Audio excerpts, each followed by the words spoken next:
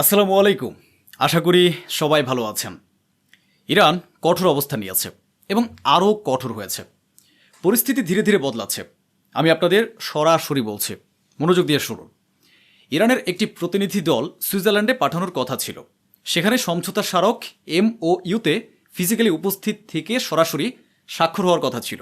সেখানে ইরানের কর্মকর্তা, আমেরিকার কর্মকর্তা এবং আমেরিকা, জার্মানি, ফ্রান্স ও ব্রিটেনের প্রতিনিধিরাও উপস্থিত থাকার কথা ছিল। কিন্তু শেষ মুহূর্তে ইরান তাদের দলকে সুইজারল্যান্ডে পাঠাতে অস্বীকৃতি জানায়। ইরান বলেছে যে ইসরায়েল এখনও লেবাননে হামলা চালিয়ে যাচ্ছে। এদিকে চুক্তিটি ভার্চুয়ালি স্বাক্ষরিত হয়েছে। আমেরিকা তাদের পক্ষ থেকে স্বাক্ষর করেছে। এরপর নথিগুলো ইরানে পাঠানো হয়েছে এবং ইরানও স্বাক্ষর করেছে। পাকিস্তানও স্বাক্ষর করেছে। কিন্তু মুখোমুখি বসে যে আনুষ্ঠানিক স্বাক্ষর হওয়ার কথা ছিল সেটি ইরান স্থগিত করেছে। ইরান বলেছে এখন নয়, কারণ ইসরায়েল এখনও তাদের কর্মকাণ্ডের মাধ্যমে এ চুক্তি ক্ষতিগ্রস্ত করছে এবং লেবাননে হামলা চালিয়ে যাচ্ছে। দ্বিতীয় বড় খবরটি হলো, নেতানিয়াহু ডোনাল্ড ট্রাম্পের সঙ্গে কথা বলছেন। শুধু ট্রাম্পের কর্মকর্তাদেরই নয়, সরাসরি ট্রাম্পের উপর চাপ সৃষ্টি করছেন যাতে এই চুক্তিটি বাতিল করা হয় এবং পুরো প্রক্রিয়াটি ভেস্তে যায়। নেতানিয়াহু এ লক্ষ্যেই সর্বোচ্চ চেষ্টা চালিয়ে যাচ্ছেন। গত 3 দিনের মধ্যে পঞ্চমবারের মতো প্রকাশ্যে নেতানিয়াহু বলেছেন যে ইসরায়েল লেবানন থেকে বের হবে না।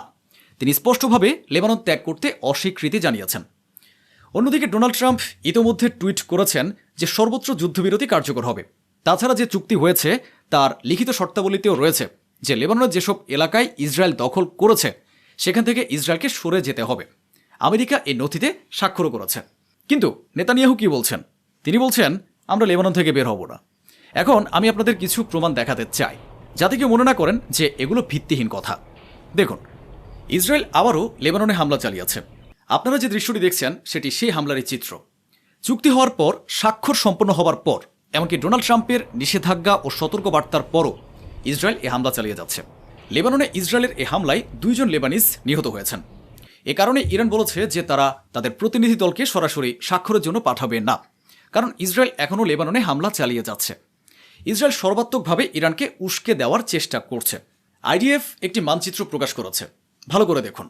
সেখানে লেবাননের ভেতরে প্রায় 10 কিলোমিটার এলাকা সিকিউরিটি জোন বা সহজ ভাষায় বাফার জোন হিসেবে ঘোষণা করা হয়েছে। বাফার জোন বলতে মূলত একটি সীমান্ত অঞ্চল বোঝায়, কিন্তু এখানে সীমান্তটি তাদের নিজের ভূখণ্ডে তৈরি করা হয়নি, বরং লেবাননের ভেতরের ভূখণ্ডকেই বাফার জোন হিসেবে ঘোষণা করা হয়েছে। আপনারা বিষয়টি বুঝতে পারছেন? লেবাননের জমিকেই তারা কার্যত সীমান্ত অঞ্চলে পরিণত করেছে। এটি সরাসরি দখলদারিত্ব। অন্যদিকে হিজবুল্লাহর হামলায় লেবাননে ইসরায়েলের একজন সেনা নিহত হয়েছে। এছাড়া খবর আসছে যে ইরান হিজবুল্লাহকে আশ্বাস দিয়েছে যে তাদের উপর থেকে নিষেধাজ্ঞা প্রত্যাহার হবে, তারা অর্থনৈতিকভাবে লাভবান হবে, বিভিন্ন চুক্তি করবে এবং হিজবুল্লাহকে আর্থিকভাবে সব ধরনের সহায়তা দেবে। ইরানের এ চুক্তির প্রভাব লেবাননের সাধারণ মানুষের মধ্যেও দেখা যাচ্ছে। যারা প্রাণ বাঁচাতে নিজেদের এলাকা ছেড়ে পালিয়ে গিয়েছিল, তারা এখন ধীরে ধীরে নিজেদের বাড়িঘরে ফিরে আসতে শুরু করেছে। এটি আনন্দের একটি দৃশ্য এবং আল্লাহ যেন এই পরিস্থিতি অব্যাহত রাখে এবং ইসরায়েল লেবাননে হামলা বন্ধ করে দেয়।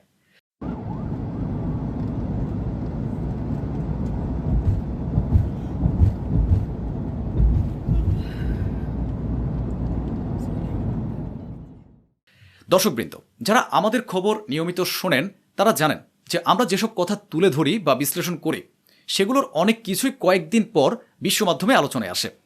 আমি আবারও স্মরণ করিয়ে দিতে চাই, 1 সপ্তাহ আগেই আমি বলেছিলাম যে ইসরায়েল ও আমেরিকার সরকারের মধ্যে ফাটল তৈরি হয়েছে। পরে ডোনাল্ড ট্রাম্প ও নেতানিয়াহু বিষয়টি ধামাচাপা দেওয়ার চেষ্টা করলেও বাস্তবতা ভিন্ন। এবার শুনুন, আমেরিকার ভাইস প্রেসিডেন্ট জেডি ভ্যান্স কত বড় কথা বলেছেন। বোঝার চেষ্টা করবেন, এই বিষয়টি অত্যন্ত বড়। মার্কিন ভাইস প্রেসিডেন্ট জেডি ভ্যান্স বলেছেন, কয়েকদিন আগে যখন একটি চুক্তি হওয়ার পথ ছিল, ঠিক তখনই লেবাননের রাজধানী বেইরুতে বড় ধরনের বিস্ফোরণ ঘটে। সন্ত্রাস বিরোধী অভিযানের কথা বলে সেখানে হামলা চালানো হয়, যেখানে সাধারণ মানুষও উপস্থিত ছিল। ওই হামলায় বহু বেসামরিক নাগরিক নিহত হয়। তার ভাষায় এটি গ্রহণযোগ্য নয়। অর্থাৎ তিনি ইসরায়েলকে ধমক দিয়ে বলেছেন যে হিজবুল্লাহর নাম ব্যবহার করে বেসামরিক মানুষকে হত্যা করা হয়েছে এবং এমন কর্মকাণ্ড গ্রহণ করা হবে না। মার্কিন ভাইস প্রেসিডেন্ট তার বক্তব্যে বলেছেন যে উভয় পক্ষকে, অর্থাৎ লেবানন এবং ইসরায়েলকে একে অপরের উপর হামলা বন্ধ করতে হবে।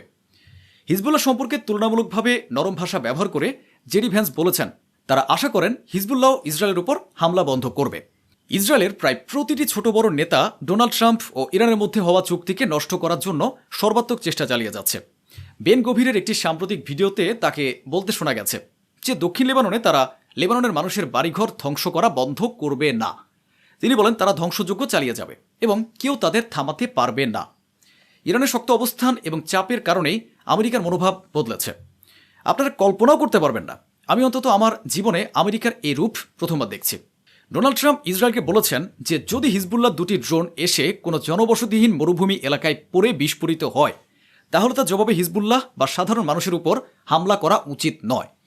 ট্রাম্প আরও বলেছেন যে সম্পাদিত চুক্তির প্রতি সম্মান দেখাও, অর্থাৎ যে আমেরিকা গতকাল পর্যন্ত প্রায় সব ক্ষেত্রেই ইসরায়েলকে সমর্থন করত এবং ট্রাম্প এ ধরনের মন্তব্য করতেন না, এখন সেই আমেরিকা বলছে যে সীমিত ধরনের কোনো হামলার প্রতিক্রিয়ায় লেবাননের মানুষের উপর আঘাত হানা উচিত নয়। অন্যদিকে হিজবুল্লাহ প্রধান শেখ নাইম কাশেম বলেছেন যে তারা ইসরায়েলকে তাদের তথাকথিত গ্রেটার ইসরায়েল গড়ার স্বপ্ন পূরণ করতে দেয়নি। তারাই একমাত্র শক্তি যারা ইসরায়েলকে সেই পরিকল্পনা থেকে পিছিয়ে যেতে বাধ্য করেছে এবং লেবাননের উপর পূর্ণ নিয়ন্ত্রণ প্রতিষ্ঠা করতে দেয়নি। বিশ্ব এখন ইরানের শক্তি দেখছে এবং ইসরায়েলও ইরানের সক্ষমতা সম্পর্কে অবগত হয়েছে।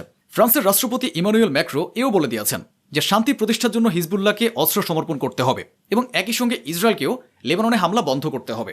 ইসরায়েলের প্রতিটি নেতা ডোনাল্ড ট্রাম্পের মুখে চুনকালি মারছে। ইসরায়েলের আইডিএফ প্রধান একটি ভিডিওতে বিবৃতি দিয়েছেন।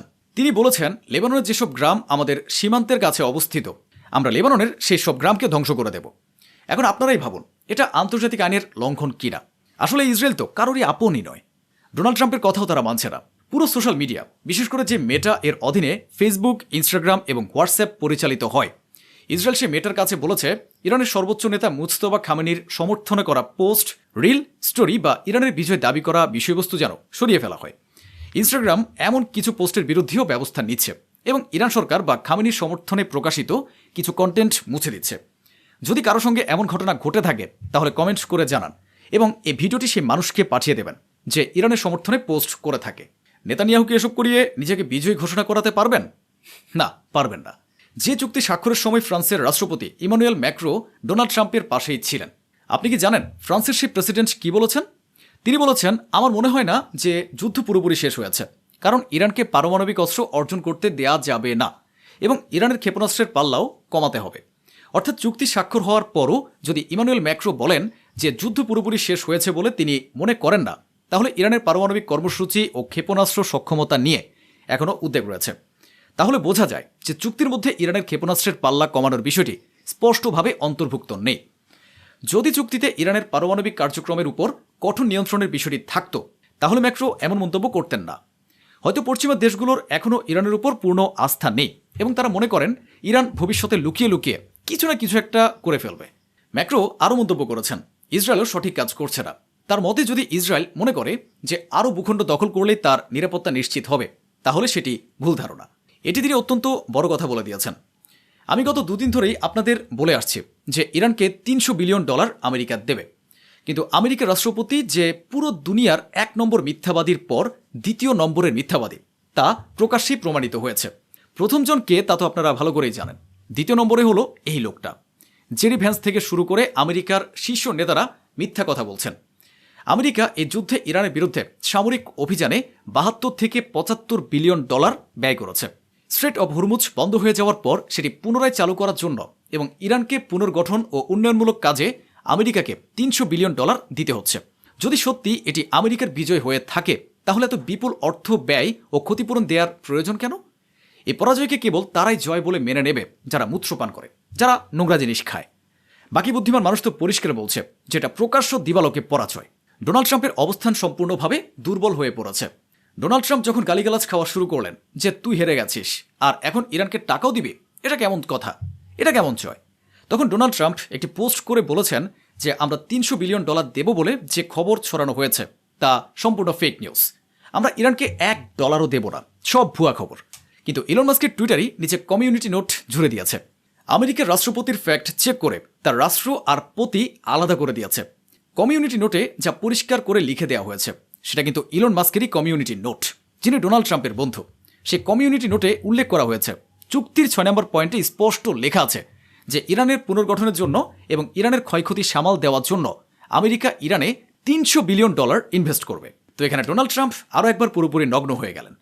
তো বন্ধুরা, এই ছিল আজকের আয়োজন, যা স্বচ্ছভাবে আপনাদের সামনে তুলে ধরা হলো। আশা করি আমাদের এই প্রচেষ্টা আপনাদের ভালো লেগেছে। অসংখ্য ধন্যবাদ। সুস্থ থাকুন, ভালো থাকুন।